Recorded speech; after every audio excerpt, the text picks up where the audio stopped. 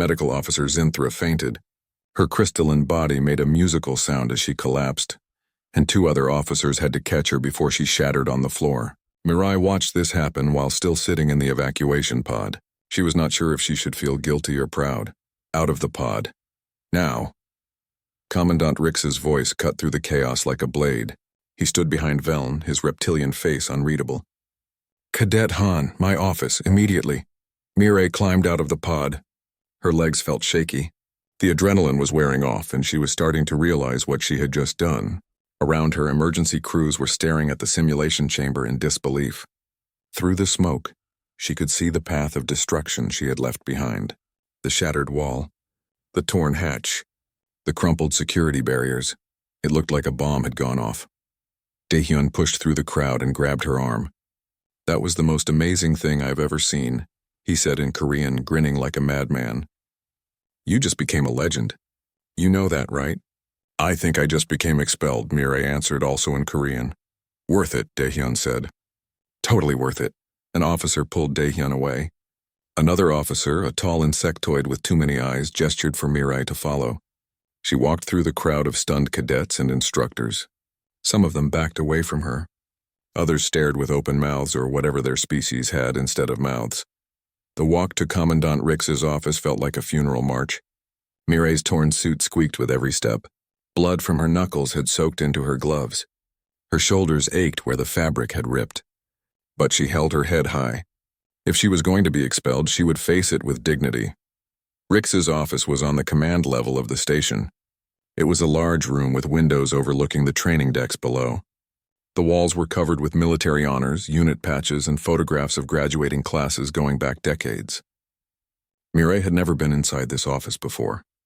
Rix sat behind his desk and gestured to a chair. Sit, Mirai sat. The chair creaked under her weight. Rix stared at her for a long moment. His vertical pupils were unsettling, but Mirai forced herself not to look away. Finally, he spoke. Explain yourself. Sir, you gave me an objective. Escape a failing space station in 30 minutes. I identified the most efficient route and executed it. The wall was an obstacle. I removed it. You destroyed Academy property worth 400,000 credits. The wall was in my way, sir. The wall was not meant to be in anyone's way. It was structural support for the simulation chamber. With respect, sir, if it was truly structural, the chamber would have collapsed when I went through it. The fact that the chamber is still standing proves it was not critical infrastructure. Rix's eyes narrowed. You are arguing engineering specifications with me? No, sir. I am explaining my reasoning. Another long silence. Rix stood up and walked to the window. He looked down at the training decks below. Mirai could see emergency crews still working in the simulation chamber, assessing the damage. Do you know why the crucible exists, Cadet Han? To test survival skills, sir. To test decision-making under pressure. To see how cadets think when faced with impossible situations. The scenario is designed to have no perfect solution. Every route has dangers. Every choice has consequences. We want to see how you handle that uncertainty. I handled it by choosing the most direct path, sir. Rix turned to face her. You handled it by turning the test into a demolition exercise. The objective was to survive and escape. I did both. By destroying everything in your path. Only the things that were in my way, sir. Rix made a sound that might have been a growl or a laugh. You are either the most brilliant tactical thinker I have met in 30 years or you are completely insane. I prefer to think I am practical, sir. Practical? Rix sat back down. Cadet Han, do you have any idea what you have done? The video of your run is already spreading across the Galactic network. I have received messages from 17 different news organizations asking for interviews. The Academy Board has convened an emergency meeting. Half of them want you expelled immediately. The other half want to study you like a scientific specimen. Mirai felt her stomach sink. Sir, I did not mean to cause problems, did you not? Rix leaned forward. You had to know that smashing through a wall would attract attention. You had to know that completing the test in 2 minutes would break every record. What did you think would happen? Honestly, sir, I thought I would complete the test and you would be impressed. Impressed. Rix repeated the word slowly. Impressed by property destruction. Impressed by efficiency, sir. They stared at each other. Mirai could not read Rix's expression. She had learned that Horthian faces did not show emotion the same way human faces did. She had no idea if he was angry, amused, or planning her expulsion. Finally, Rick spoke again. The Academy Board will meet tomorrow to decide your fate. Until then, you are confined to quarters. You will not speak to other cadets. You will not give interviews. You will not do anything that brings more attention to this situation. Do you understand? Yes, sir. Dismissed. Mireille stood, saluted, and left the office. Her escort was waiting outside. He walked her back to her dormitory without speaking. Other cadets watched from doorways and corridors, whispering among themselves. Mireille ignored them. Back in her room, she finally took off the torn survival suit. Her knuckles were bruised and bloody. Her shoulders had friction burns from where the fabric had ripped. She had bruises forming on her legs and arms. Nothing serious? Nothing that would not heal in a few days. She sat on her bed and waited. There was nothing else to do. An hour later, someone knocked on her door. It was Cale. He slipped inside quickly and closed the door behind him. You are supposed to be confined to quarters, he said. I am in my quarters. You know what I mean. No visitors, then why are you here? Cale's large eyes blinked. Because everyone is talking about you. The entire academy is in chaos. Instructors are arguing. Cadets are taking sides. Half the station thinks you are a hero. The other half thinks you are dangerous. What do you think? I think you are my friend and you did what you thought was right. Cale paused. But I also think you scared a lot of people today. I scared myself a little, Mireille admitted. What you did was impossible. No one has ever completed the Crucible in under 15 minutes. You did it in 2.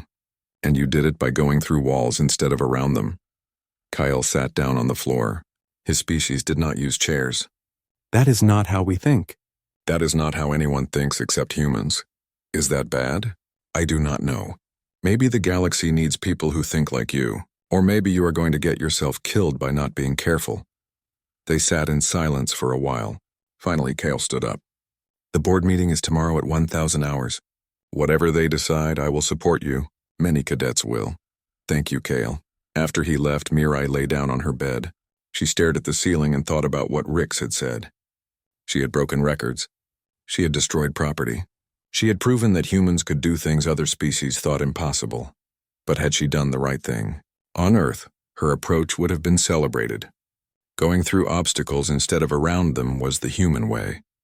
Humanity had reached the stars by refusing to accept limitations.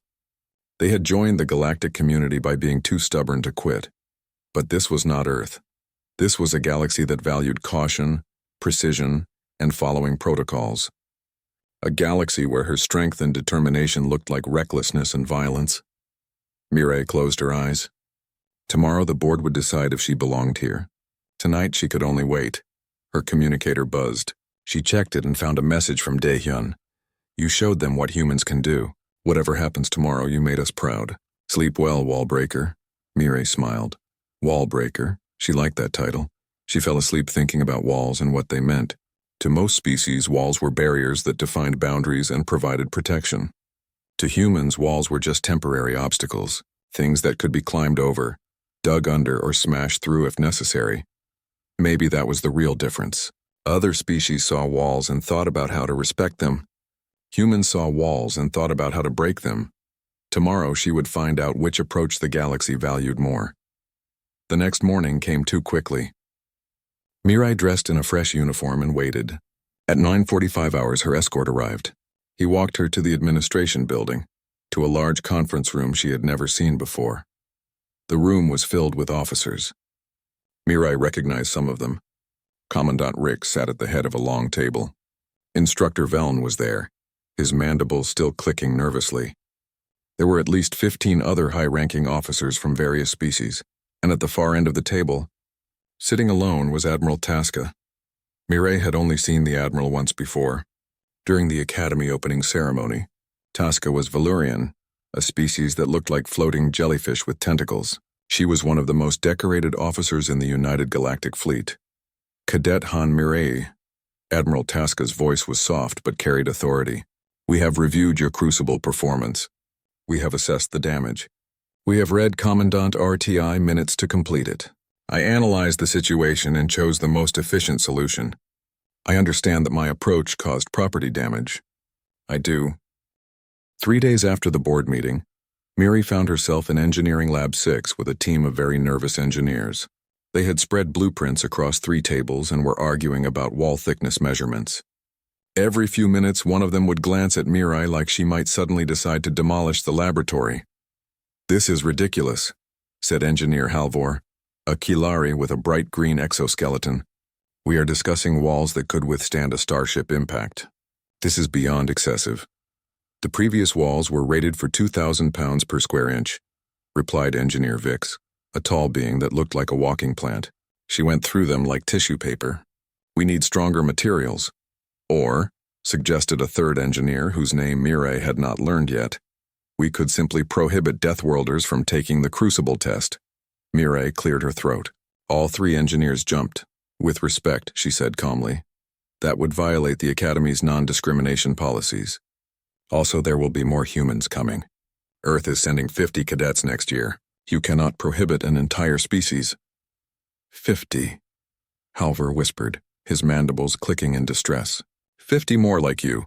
Not exactly like me. Some will be bigger. Halvor made a sound like he was choking. Vix's leaves turned a shade paler. The third engineer sat down heavily.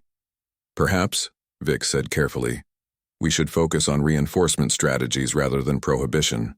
They spent the next 4 hours going through structural designs. Miri provided data on human capabilities. She explained muscle density, bone strength, and how Earth's gravity affected human development. The engineers took notes and looked progressively more disturbed. "According to these numbers," Halvor said, studying his datapad, "a human child could accidentally break our standard door handles." "Yes," Miri confirmed. "That is why I keep breaking them." "This explains so much," Vix muttered. By the end of the session, they had designed reinforced sections for the simulation chamber, triple-layer composite walls, reinforced hatches, security barriers thick enough to stop a cargo shuttle. Miri looked at the designs and privately thought a determined human could probably still break through. But she kept that opinion to herself. News of her crucible run had spread far beyond the Academy. Every day, Miri received messages from people across the galaxy. Some were supportive. Others were afraid. Many were just curious about humans. One message came from a military recruiter on a frontier station. "We need someone who can think like you. Come work for us after graduation." Another came from a xenobiology researcher. "I would like to study your species' physical capabilities. Would you consent to testing?" A third message simply said, "Stay away from our planet. We do not want Deathworlders here." Miri deleted that one without responding. The most interesting message came from Admiral Tasca herself. "Cadet Han, I would like to speak with you about your future in the fleet. Please visit my office at your earliest convenience." Miri went that afternoon. Admiral Tasca's office was at the top of the command tower, with windows showing the stars beyond the station. The Admiral floated in a specialized environment tank that kept her comfortable. "Sit, Cadet," Tasca said, her voice emanating from a translator device. Miri sat carefully in the reinforced chair that had been brought in specifically for her visits. "I have been reviewing your academic records," Tasca continued. "Your performance in engineering courses is excellent. Your tactical analysis scores are among the highest in your class. You have leadership potential." "Thank you, Admiral. However, you also have a reputation now. The cadet who breaks walls, the human who does not follow protocols. This reputation will follow you throughout your career." Miri nodded. "I understand, Admiral. Do you?" Tasca's tentacles rippled thoughtfully. "In the fleet, we value following orders. We value working within established systems. Your approach is different." "I follow orders, Admiral. I completed the objective I was given, by destroying the test environment in the process." Tasca paused. "But that raises an interesting question. In a real emergency, would your approach save lives, or would it create more chaos?" Miri thought carefully before answering. "Admiral, I believe the answer depends on the emergency. Sometimes following protocol is the best path. Sometimes protocol is too slow and people die while you wait for proper authorization. And you believe you can determine which situation is which? I believe every officer must make that decision. That is what command means." Tasca's tentacles rippled again in what Miri had learned to recognize as approval. "You are more thoughtful than your actions suggest. Good. The fleet needs officers who can think as well as act." The Admiral floated closer to the glass of her tank. I am assigning you to a special project. We are developing new training protocols for mixed species units. Units that include Deathworlders working alongside more fragile species. You will help design these protocols. I would be honored, Admiral. Our next evaluation period. Until then, continue your studies. And please try not to break anything else. Mirai left the Admiral's office feeling lighter. She had a future in the fleet. She had a purpose beyond just surviving the academy. 2 weeks later, everything changed. Mirai was in the library studying for exams when the emergency alarm sounded. Not the simulation alarm, the real one. The sound that meant actual danger. All around her, cadets looked up in confusion. The academy had not had a real emergency in 15 years. The station was one of the safest places in the galaxy. The intercom crackled its report to assembly areas immediately. This is not a drill. Repeat, this is not a drill. Mirai ran to the nearest assembly area. Daehyun was already there, along with Kale and dozens of other cadets. Instructor Veln appeared, his mandibles clicking rapidly. Listen carefully, Veln said. There has been an explosion at Mining Station Cora 7, approximately 3 hours from here. The station is collapsing. Local rescue teams cannot reach the trapped workers in time. The Academy has been asked to assist. Senior cadets will deploy immediately. Murmurs spread through the crowd. Mining Station Cora 7 was a massive facility that processed rare minerals. Hundreds of workers lived there. I need volunteers, Veln continued. This is dangerous. You may encounter unstable structures, toxic atmospheres, and time pressure. Anyone who volunteers will have academic credit, but no one is required to go. Mirai's hand shot up immediately. So did Daehyun's. Kale hesitated, then raised his hand too. Around them, at least 30 other cadets volunteered. Velen's eyes swept across the volunteers and stopped on Mirai. Cadet Han, you are aware that this is not a simulation?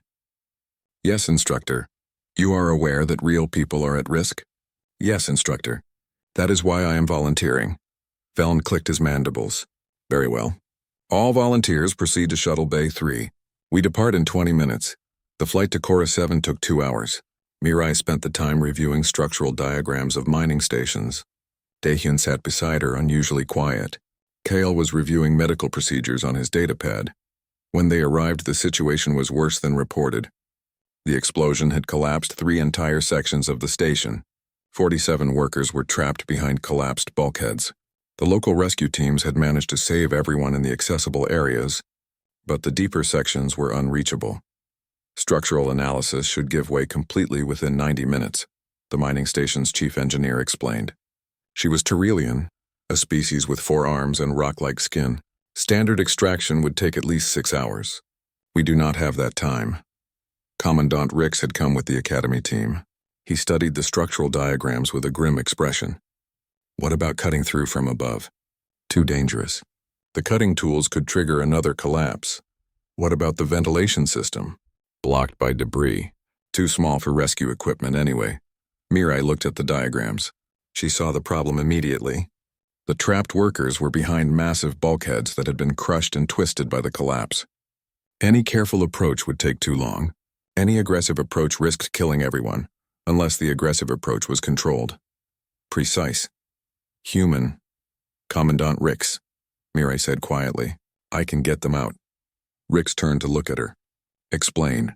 The bulkheads are blocking the path. They need to be removed. Cutting tools are too slow and risky.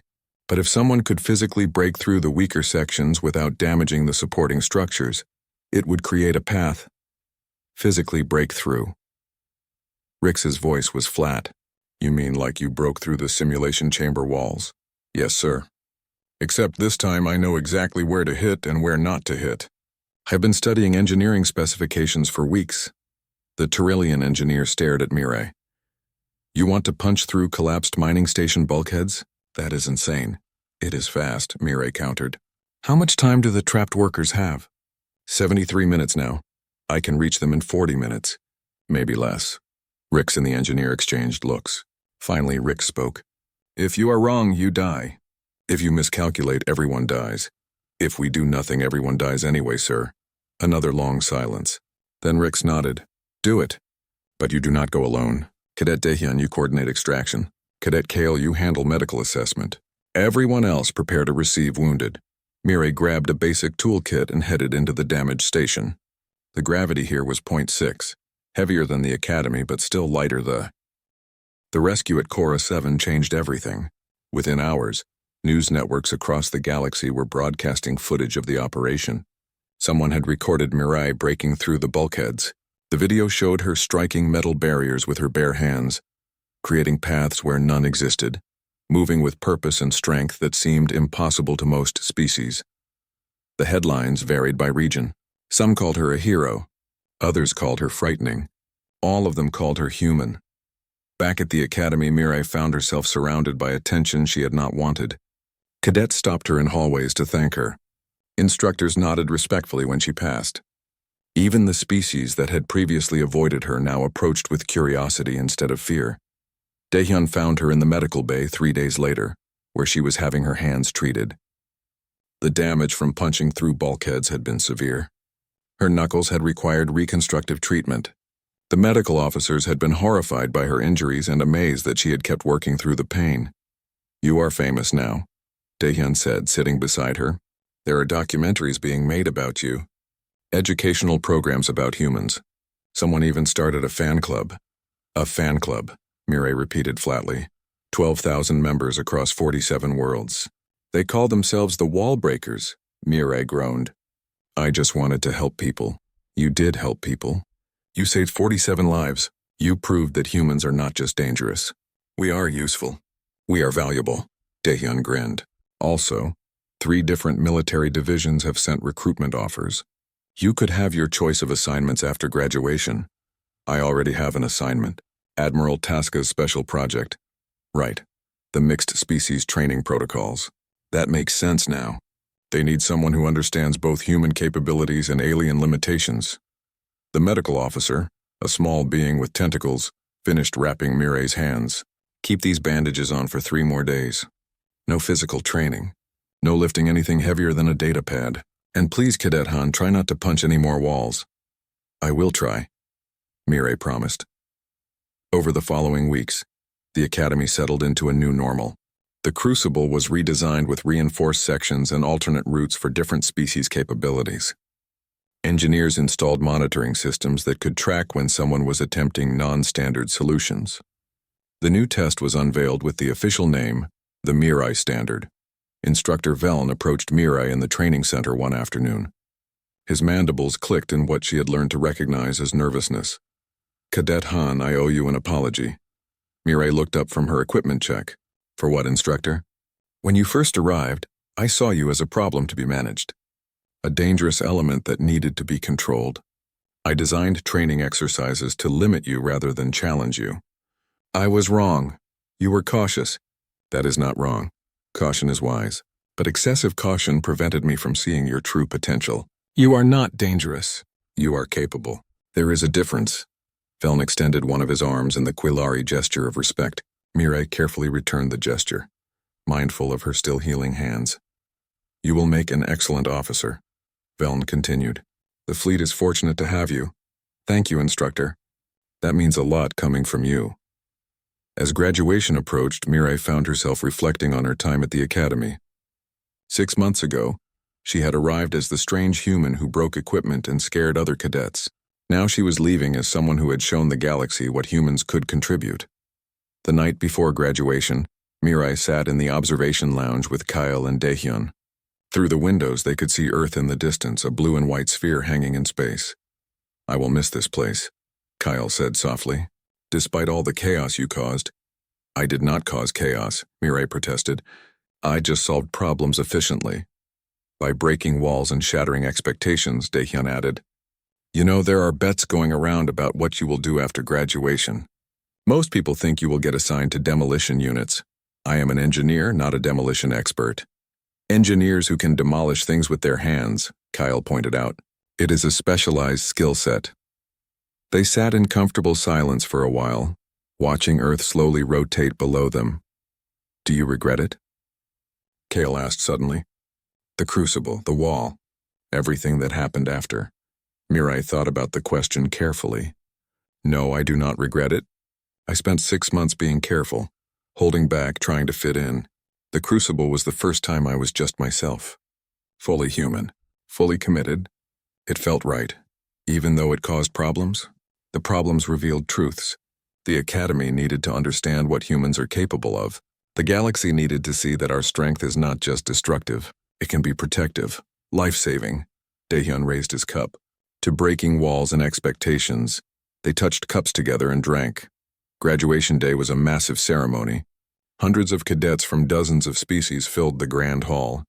Families watched from viewing galleries. Officers in dress uniforms lined the stage. Admiral Tasca floated in her specialized tank at the center of the platform. When Mireille's name was called, the applause was thunderous. She walked across the stage, her new uniform crisp and perfect, her hands finally healed. Admiral Tasca presented her with her officer's insignia and a special commendation. Cadet Han Mireille. Tasca's voice rang out through the hall. For extraordinary valor in the rescue of 47 lives at Mining Station Cora 7, and for exceptional performance in survival training, you are hereby recognized as the top graduate in your class. More applause. Mireille stood at attention, feeling the weight of the moment. She was no longer just a cadet. She was an officer in the United Galactic Fleet. After the ceremony, as families and friends congratulated the new graduates, Commandant Rix found Mireille in the crowd. "Walk with me, Lieutenant Han." They walked through the Academy corridors one last time. Rix moved slowly, his old legs creaking slightly. Mireille matched his pace, patient. "I have seen many cadets graduate in my 30 years here," Rix said. "Some were brilliant strategists. Some were natural leaders.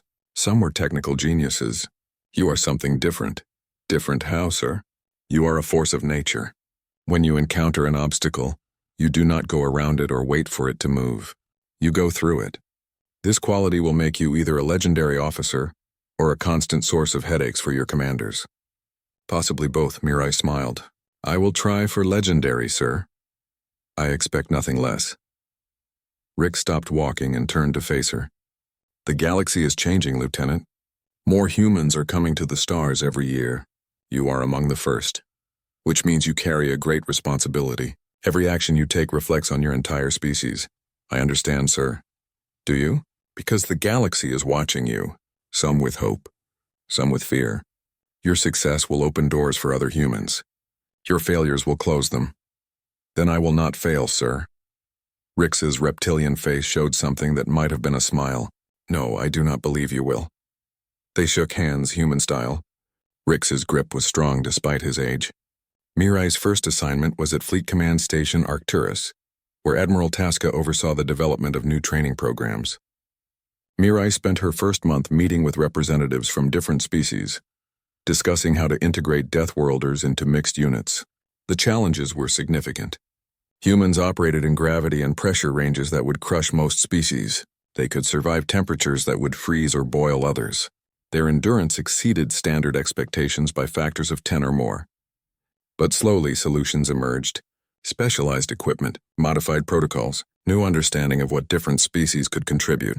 Mireille helped design training exercises that played to each species' strengths, rather than forcing everyone to meet the same standards. 6 months into her assignment, Mireille received a message from the Academy. The new class of human cadets had arrived. 50 of them, just as promised. They were struggling with the same issues she had faced.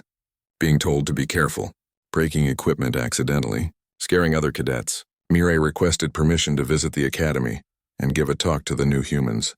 Permission was granted. She stood before the 50 cadets in the Academy auditorium. They looked young and uncertain, these humans who had come so far from home. Some had already been disciplined for excessive force. Others had been placed in remedial courses for moving too aggressively. "I know what you are feeling," Mireille began. "You came here to prove yourselves, to show that humans can serve in the fleet alongside any other species. But everywhere you turn, you are told to slow down, be careful, hold back. You are told your normal is everyone else's dangerous." Heads nodded throughout the crowd. I was told the same things. For 6 months, I tried to be something I was not. I tried to fit into a galaxy that was not built for humans. Then I stopped trying to fit, and I started being myself. She told them about the Crucible, about the Wall, about Cora 7, about learning that being human was not a limitation but a different kind of strength. "You will break things here," she said. Not because you are careless, but because this place was not designed for you. You will scare people, not because you are threatening, but because they do not understand what you are capable of. You will set new records and break old assumptions. She paused, looking at their faces that reflected hope and determination. But remember this, every time you succeed, you make it easier for the next human. Every time you help someone, you change how the galaxy sees us. We are not just strong. We are not just tough. We are human, and that means we do not quit. We do not give up. And when we see a wall blocking our path, we find a way through. The applause started slowly, then built to a roar. These cadets understood. They were ready. After the talk, a young cadet approached Mirai. She introduced herself as Huang Nari, fresh from Earth, barely 20 years old. Lieutenant Han, I want to be like you. I want to make a difference. Mirai looked at this young woman and saw herself 6 months ago. Uncertain but determined, powerful but learning to control that power. You will make a difference, Mirai said. Just be yourself, be human. That is enough. As Mirai left the academy that day, she looked back at the training facilities where her journey had begun. The simulation chamber had been rebuilt, stronger now. The crucible had been redesigned. The entire institution had changed because one human had refused to accept limitations. She thought about the wall she had shattered. It had seemed so solid, so permanent, but it had been just metal and composite materials. It had been designed by beings who did not understand that some obstacles exist only because no one had tried hard enough to break through them. The galaxy was full of walls. Physical walls. Cultural walls. Walls of assumption and tradition. Humans would break them all one by one, not through destruction but through determination. Mirai smiled and walked toward her shuttle. She had work to do. Training programs to develop. Protocols to design. A future to build where humans and aliens could work together, each contributing their unique strengths. The galaxy had learned something important from her crucible run. It had learned that when you give a human 30 minutes to solve a problem, they might do it in 2. Not because they are reckless, but because they see possibilities others miss. Barriers become pathways. Obstacles become opportunities. Walls become doorways. That was the human way. That was the gift humanity brought to the stars. And Mirai knew, standing there with Earth below and infinity above, that this was only the beginning. More humans were coming. More walls would fall. More records would break. The Deathworlder Cadet had become an officer. The wallbreaker had become a bridge builder. And the galaxy would never be the same. She boarded her shuttle and set course for Arcturus Station. There was so much work ahead. So many challenges. So many walls yet to break. She could not wait to get started.